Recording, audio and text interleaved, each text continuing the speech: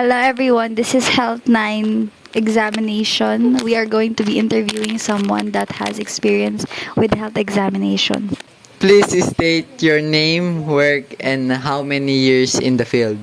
I am Nobi Galvez. I'm working as a medical secretary for 12 years already. Question number 1. How important is health examination for you? Health examination is very important for us to know kung ano yung mga health disease natin. Kasi merong mga health disease na hindi obvious yung symptoms like high cholesterol. Yung mga ganong sakit kasi parang bigla-bigla na lang heart attack agad, hindi naman natin alam. So, importante na nagpapa-examination tayo at least once a year. Question number 2.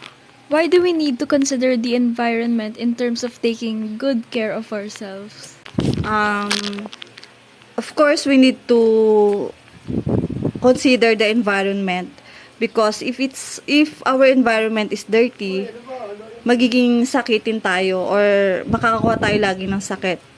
Especially now na rainy season, kapag dirty yung surroundings natin, merong possible na bahayan siya ng mga lamok. So, uso ang dengue and the flu season din. What are the sickness you commonly encounter throughout your career as health examiner or work? The common disease,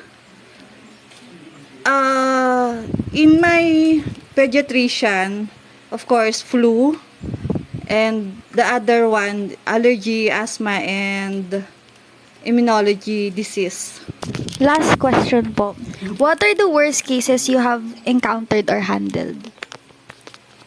The worst case, it is we have patient that got his immunotherapy shot and then 30 minutes or 1 hour after, he got anaphylactic attack.